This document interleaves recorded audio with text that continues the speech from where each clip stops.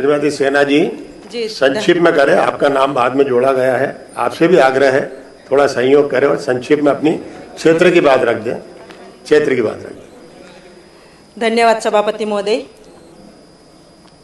श्री गणेश तो किया नहीं, उसके पहले ही समय सीमा बांध दी गई है, लेकिन मैं थोड़ा सा समय लूँगी स्वास्थ्य विभाग और नगरीय प्रशासन पे।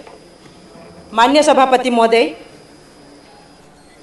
नगरीय विकास एवं आवास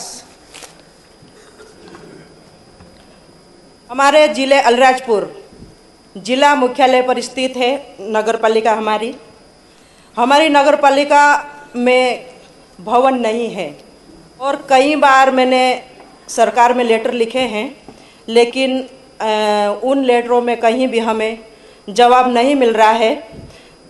हम रेंट के भवनों में नगर पालिका संचालित कर रहे हैं। मैं माननीय मंत्री जी से ये मांग रखती हूँ कि अलीराजपुर जिला मुख्यालय पर जिस प्रकार से नगर पालिका संचालित हो रही है, वहाँ नए भवन की स्वीकृति दी जाए, या उस भवन को कैसे आपके माध्यम से संरक्षण चाहूँगी कि हमें भवन चाहिए कि सरकार की जितनी भी महत्वपूर्ण योजनाएं होती है वे योजनाएं हमारी नगर पालिका से ही संचालित होती है। अगर नगर पालिका का भवन ही नहीं होगा तो आप समझ सकते हो कि उन योजनाओं का क्रियान्वयन कैसे होगा। तो मैं चाहूँगी कि मंत्री जी इसको संज्ञान में ले। और माननीय सभापति महोदय, पूरे प्रदेश में जिस प्रकार से नगर पालिका के हमारे कर्मचारी रहते हैं, वो सुबह उठकर जिस प्रकार से स्वच्छ भारत मिशन में उनका योगदान बहुत बड़ा रहता है, हर गली चौराहे पे, हर ड्रेन नालियों में सब दूर सफाई करते हैं, लेकिन उनको समय सीमा में तनख्वाह नहीं मिलती है। कई ऐसी नगर परिषद, नगर पंचायत, नगर पालिका ऐसी है जहाँ पे 2-2, 3-3 महीने हो जाते लेकिन समय पे सैलरी नहीं मिलती। तो माननीय सभापति महोदय, आपके संरक्षण में मंत्री जी से निवेदन करूंगी कि ये समय सीमा में तनख्वाह थोड़ी देना चालू हो जाए तो बहुत अच्छा रहेगा। और माननीय अध्यक्ष महोदय, हमारे अलीराजपुर नगर पालिका जो है, वहाँ से मात्र 500 मीटर की दूरी पे हमारी एक गौशाला बनी हुई है और उस गौशाला में जाने के लिए हमारे रास्ते नहीं है। तो मैं चाहूँगी कि वहाँ पे एक नया पुल या आने जाने के लिए छोटा सा पुल या बैराज, इसके लिए हमने डीपीआर भी माननीय मंत्री जी के तरफ पहुँचाया है, लेकिन कुछ जवाब नहीं मिला है। तो वहाँ पे हमारी जो गौशाला नई स्थापित हुई है, तो एक तो नई गौशाला का भवन मिल जाए मंत्री जी का आशीर्वाद से, और एक वहाँ जाने का रास्ता मिल जाए तो बहुत अच्छी बात होगी।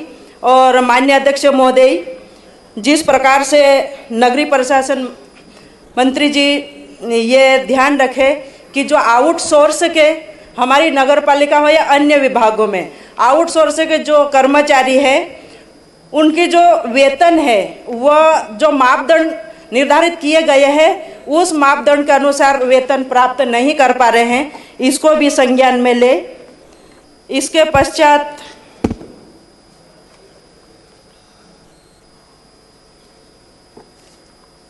अपने क्षेत्र की कोई बात हो तो रख दे, आप कृपया समय का सदुपयोग करें। समय की मर्यादा तो महिलाओं का दिन है, 5 मिनट दे नहीं, बिल्कुल, इसीलिए हम शांत सुन रहे हैं आपको। अच्छा बोल रही हैं आप, अपने क्षेत्र का बोल दें जी।